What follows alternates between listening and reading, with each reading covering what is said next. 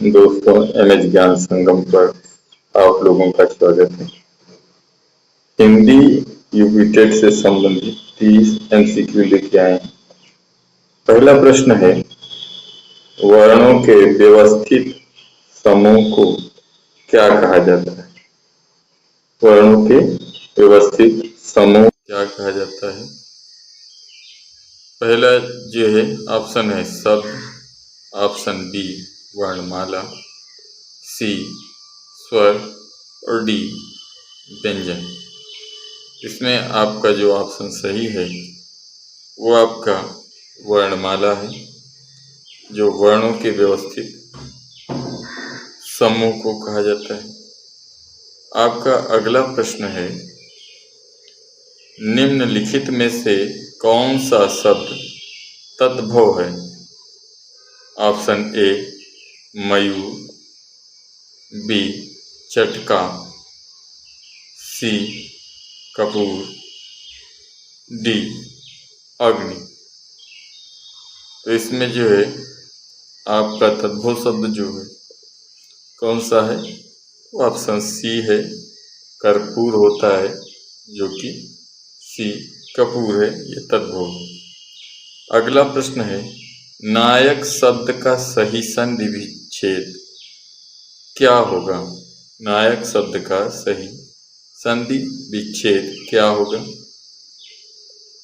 Option A नाधन अक, option B नौधन अक, option C नेधन अक और ऑप्शन डी नाय धन का। इसमें जो है आपका ऑप्शन बी सही है, नय धन अक बराबर नायक होता है, तो आपका यहाँ पे ऑप्शन बी सही है। आपका अगला प्रश्न है, यथाशक्ति शब्द में कौन सा समास है? ऑप्शन ए तत्पुरुष समास, ऑप्शन बी बहुब्रीहि समास, ऑप्शन सी अव्ययी भाव समास, ऑप्शन सी द्विगु समास। तो यहाँ पर जो है जो यथा और शक्ति है, तो इसमें यथा जो है आपका अव्यय है, तो इस तरीके से यहाँ पे आपका ऑप्शन सी अव्ययी भाव समास होगा। अन्वय, अगला प्रश्न है, अन्वय शब्द का सही संधि विच्छेद क्या होगा? तो ऑप्शन ए अनुधन आय, ऑप्शन बी अनधन वय, ऑप्शन सी अनुधन आय, ऑप्शन डी अन्वधन या।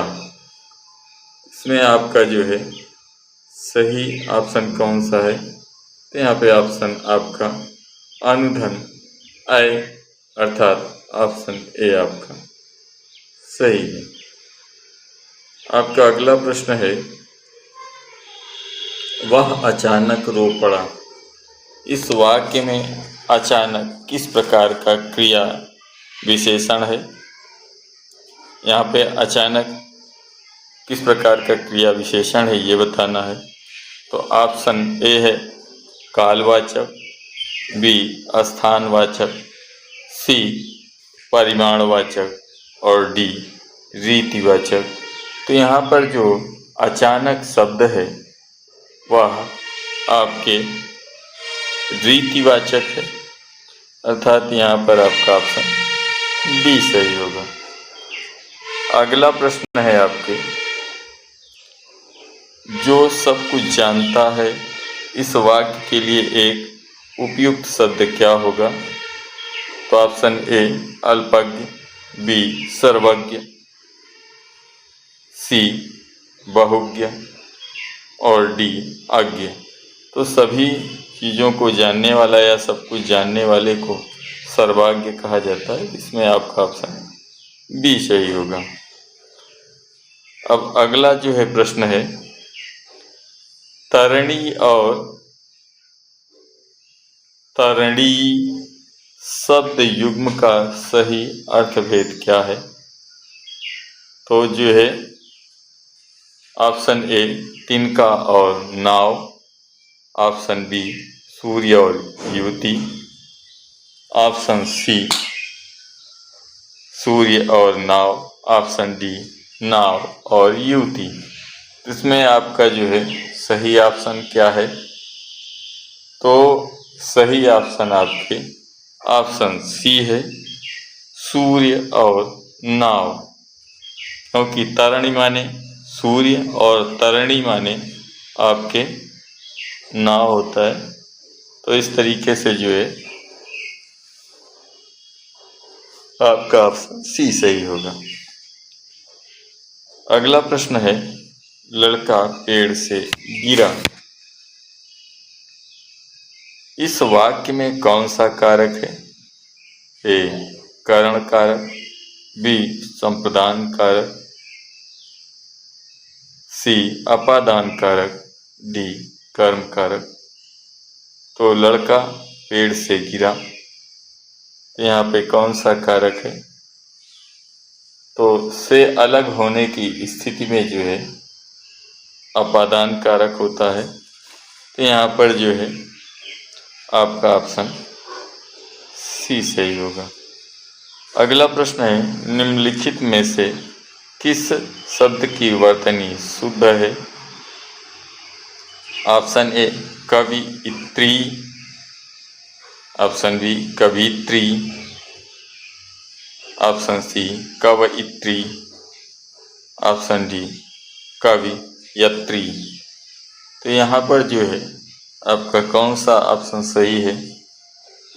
यहाँ पे कवयित्री, ऑप्शन सी जो है कवयित्री शब्द सही वर्तनी है, शुद्ध है। तो ऑप्शन सी आपका यहाँ पे सही होगा। अगला प्रश्न है, अंगूठा दिखाने या अंगूठा दिखाना मुहावरे का सही अर्थ है? मदद करने से साफ मना करना, अंगूठे पर चोट लगाना, चिढ़ाना या आदर प्रदान करना। तो यहाँ पर ऑप्शन ए मदद करने से साफ मना करना, बी अंगूठे पर चोट, सी चिढ़ाना और डी आदर प्रकट करना।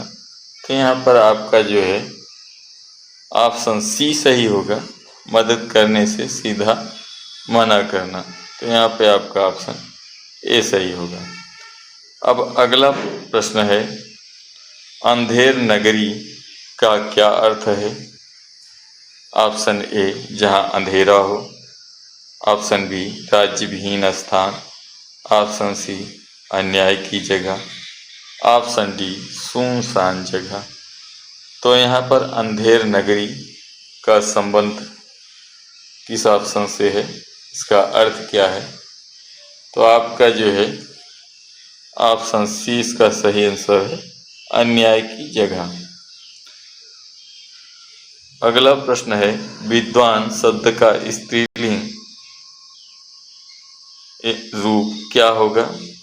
तो ऑप्शन ए विदुषी, ऑप्शन बी विद्वानी, ऑप्शन सी विद्यावती, ऑप्शन डी विद्यावान।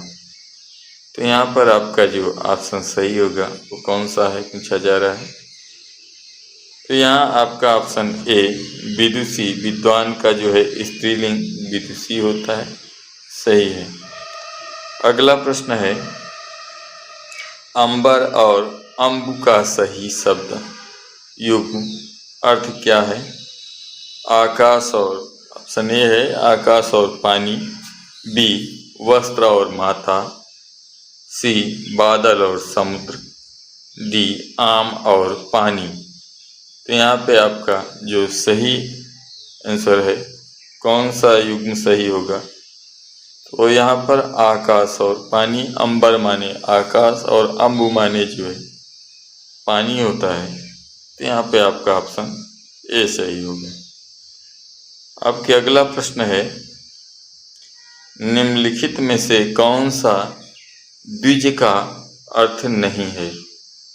तो ऑप्शन ए पक्षी, बी दांत, सी ब्राह्मण, डी सिंह। तो कौन सा शब्द द्विज का अर्थ नहीं है? तो यहाँ पर जो है आपके कौन सा ऑप्शन ये बताना है। तो यहाँ जो है पक्षी, इसे भी द्विज कहा जाता है। दांत, इसका भी जो है अर्थ द्विज का अर्थ है, और एक अर्थ द्विज माने ब्राह्मण भी होता है। यहाँ पर जो है सिंह अलग है, तो ये जो है आपके ऑप्शन डी यहाँ पर सही होगा, क्योंकि द्विज माने सिंह नहीं होता है। अब अगला प्रश्न है आपके, पावक किस अग्नि का पर्यायवाची है? इसके साथ अनिल का क्या अर्थ होगा? तो इसमें पावक किस अग्नि का पर्यायवाची है, इसके साथ अनिल का क्या अर्थ होगा? तो ए जल, बी वायु, सी भूमि, डी वन।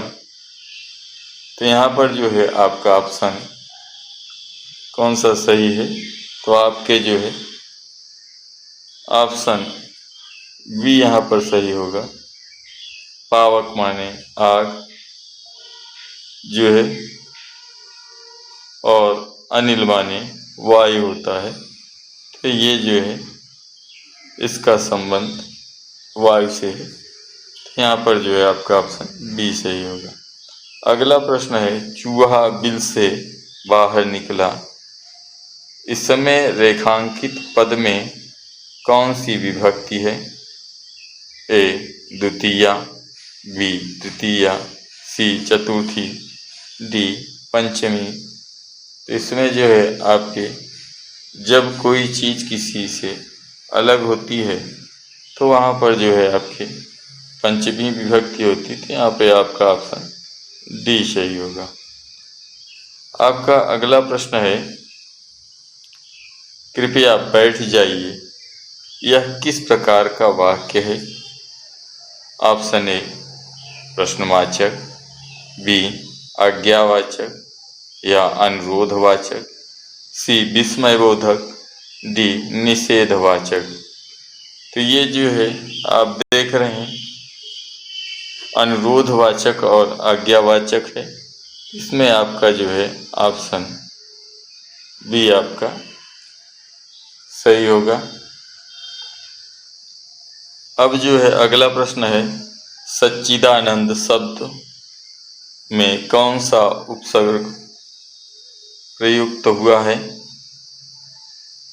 ऑप्शन ए सच, ऑप्शन बी सत, ऑप्शन सी साक्षी और ऑप्शन डी सा। तो सच्चिदानंद में जो है आपका कौन सा उपसर्ग है? तो यहाँ पर जो है सत, चित, आनंद तीनों को मिलाकर सच्चिदानंद बनता है। तो यहाँ पर जो है सत जो है ऑप्शन बी आपका यहाँ पे सही है। अब अनु का सही विलोम क्या है? यहाँ पर वास्तव में जो है अनुराग होगा। तो अनुराग का सही विलोम यहाँ पर जो है इस जो आपका शब्द है वो है अनुराग। तो अनुराग का जो है सही विलोम क्या होगा? ऑप्शन ए वैराग्य, ऑप्शन बी विराग, ऑप्शन सी प्रेम और ऑप्शन डी द्वेष। तो यहाँ पर जो है अनुराग का जो विलोम है वो विराग होगा। तो विराग आपका जो है ऑप्शन बी सही है। अब अगला प्रश्न है, हिंदी साहित्य के इतिहास में आदिकाल को वीर गाथा काल नाम किसने दिया था?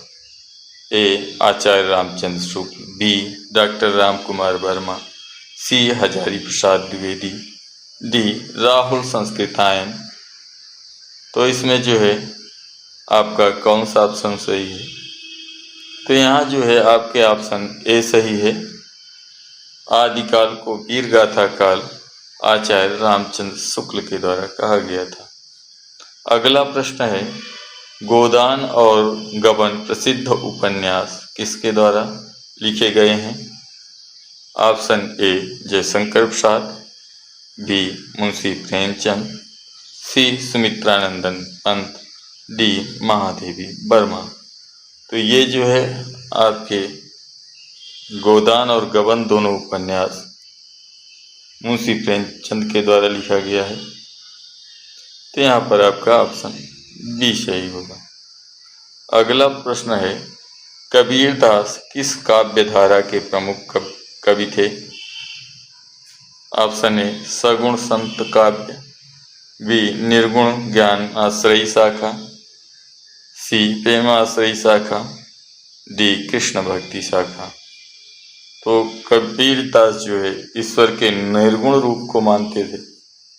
इस आधार पर जो है वो निर्गुण ज्ञानाश्रयी शाखा के संत थे। तो इस तरीके से यहाँ आपका बी ऑप्शन सही हो जाएगा।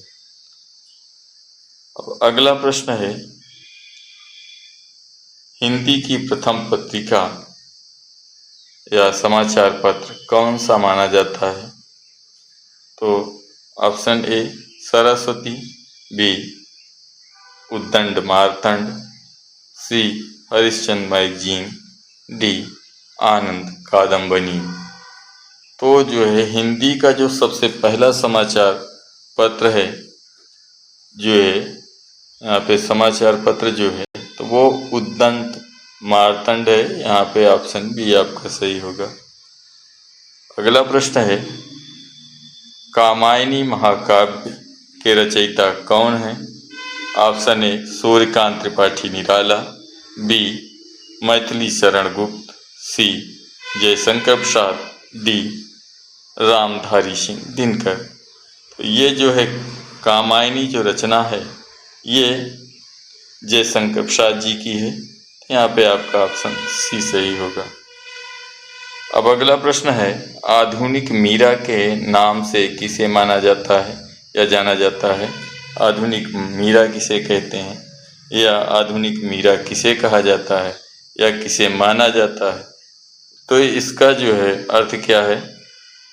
इसका जो है किसे माना जाता है ये पूछा गया। तो इसमें पहला ऑप्शन है ए सुभद्रा कुमारी चौहान, बी महादेवी वर्मा, सी मीराबाई और डी सुमित्रा कुमारी सिन्हा। तो यहाँ पर जो है आपका जो ऑप्शन है, ऑप्शन जो है जो बी है वो आपका सही है, क्योंकि जो है आधुनिक मीरा जो कहा जाता है वो महादेवी वर्मा को कहा जाता है। वो जो है अलौकिक विरह वेदना और भावुकता के कारण इन्हें ये कहा गया है। तो ये जो है आपका ऑप्शन बी महादेवी वर्मा आधुनिक मीरा के नाम से जानी जाती हैं। अब अगला प्रश्न है आपके, परीक्षा गुरु को हिंदी का प्रथम उपन्यास माना जाता है। इसके लेखक कौन थे? Option A Kishori Lal Goswami, option B Lala Nivas Das, option C Balkrishna Bhatt और ऑप्शन डी देवकीनंदन खत्री। तो जो है आपके परीक्षा गुरु की रचना किसने की थी? तो इसमें आपका जो है लाला निवास दास की रचना है, जो सन 1882 में प्रकाशित हुई थी। और आचार्य रामचंद्र शुक्ल ने हिंदी का प्रथम मौलिक उपन्यास इसे ही स्वीकार किया है। तो यहाँ पर जो है आपका जो ऑप्शन होगा ऑप्शन बी आपका सही होगा। अगला प्रश्न है, काव्य की आत्मा किसे कहा जाता है? तो अलंकार को, बी रस को, सी छंद को, डी गुण को। तो यहाँ पर जो है आपके जो है काव्य की आत्मा, तो आचार्य विश्वनाथ के अनुसार वाक्यम रसात्मकम काव्यम अर्थात रसयुक्त वाक्य ही काव्य है, इसलिए रस को काव्य की आत्मा माना। तो आचार्य विश्वनाथ के द्वारा ये जो है माना गया है। तो किसे माना गया? तो रस को माना गया है। अब जो है अगला प्रश्न है आपके, बुंदेलवे हरबोलों के मुँह हमने सुनी कहानी थी, खूब लड़ी मर्दानी वो तो झांसी वाली रानी थी। इस पंक्तियों में कौन सा रस है? तो ए श्रृंगार रस, बी वीर रस, सी करुण रस और डी रौद्र रस। तो ये जो है आपके वीर रस से संबंधित है, तो यहाँ पे आपका ऑप्शन बी सही होगा। इस प्रश्न श्रृंखला का जो है अंतिम प्रश्न है, किस कवि को प्रकृति का सुकुमार कवि कहा जाता है? ए सुमित्रानंद पंत, बी जयशंकर प्रसाद, सी सूर्यकांत त्रिपाठी निराला, डी महादेवी वर्मा। इसमें जो है आपके जो कौन से ऐसे कवि हैं जिन्हें प्रकृति का कवि कहा जाता है या प्रकृति का सुकुमार कवि कहा जाता है, वो आपके जो है सुमित्रानंदन पंत जी हैं। तो यहाँ पे आपका ऑप्शन ए सही होगा। इनकी जो भी रचनाएं हैं, जो भी काव्यगत रचनाएं हैं, वो प्रकृति पर अधिक आधारित है। तो इसमें जो है आपका ऑप्शन ए सही होगा। ये दोस्तों आपके 30 प्रश्नों की श्रृंखला है। आपको ये जो है कैसे लगी, इसके बारे में कमेंट कीजिएगा और इस चैनल को सब्सक्राइब कीजिए और दूसरों लोगों तक जो है इस वीडियो को शेयर कीजिए। इसके साथ विदा लेते हैं। धन्यवाद।